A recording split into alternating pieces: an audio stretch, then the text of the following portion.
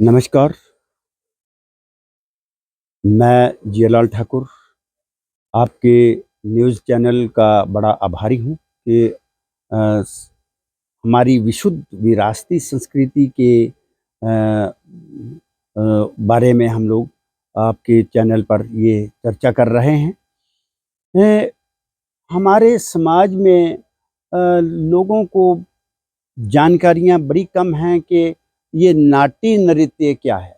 नाट्य नृत्य सबसे पहले किसने किया और कहाँ और क्यों किया?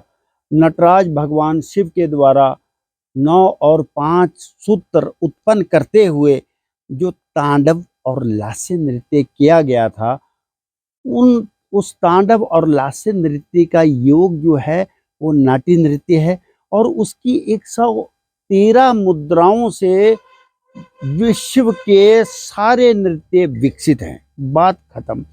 नाट्य नृत्य का सीधा संबंध नटराज जी से है, क्योंकि सबसे पहला नृत्य जो है वो नटराज भगवान ने किया है इस लोक में।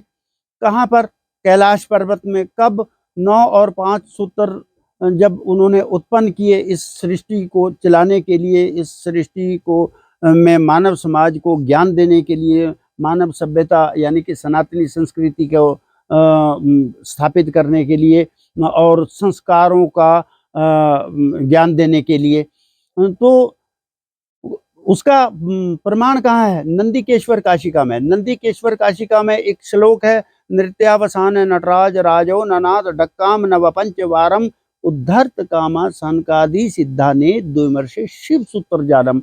वो 9 और 5 सूत्र उत्पन्न करते हुए नटराज भगवान जी ने ये तांडव और लास्य नृत्य किया था, जिसके योग से नाट्य नृत्य की 113 मुद्राएं इजाद हुई और उससे पूरे विश्व के नृत्य विकसित हैं।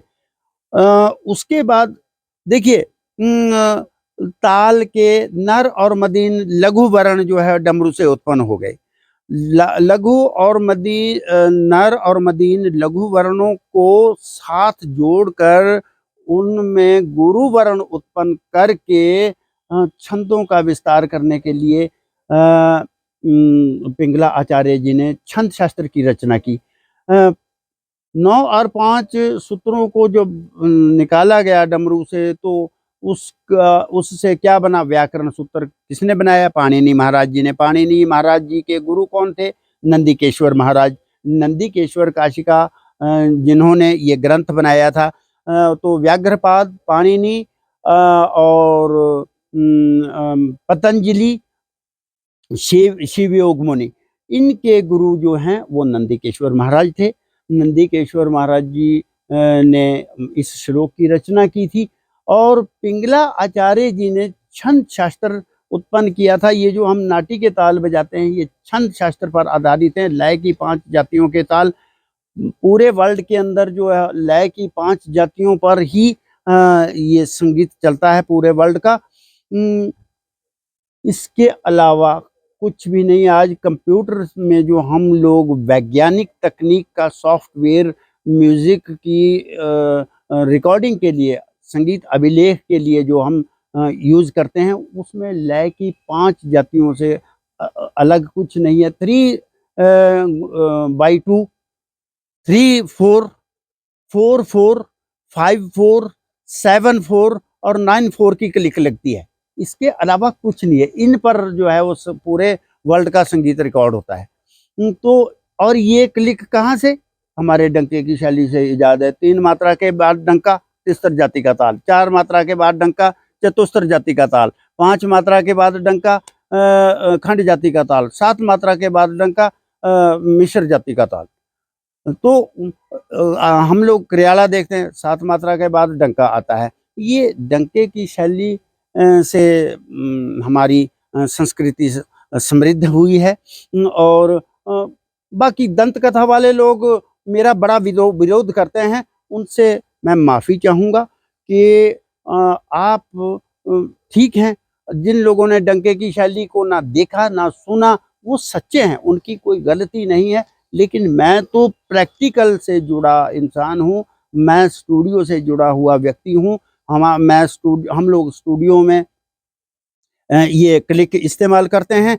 और जो ढोल और नगाड़े की पारंपरिकता का काम, ढोल और नगाड़े पर बजने वाले तालों के मुखड़े, परने और तिहाइयाँ, सम से सम की तिहाई, आधे आवर्तन की तिहाई जो मैंने रिकॉर्ड की है, माफ़ी चाहूँगा, छोटे मुँह से बड़ा शब्द नहीं बोलूँगा।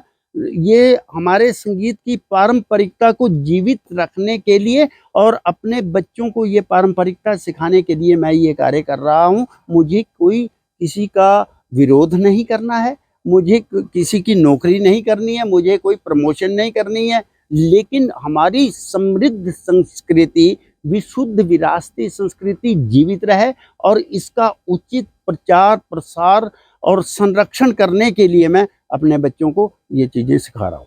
धन्यवाद।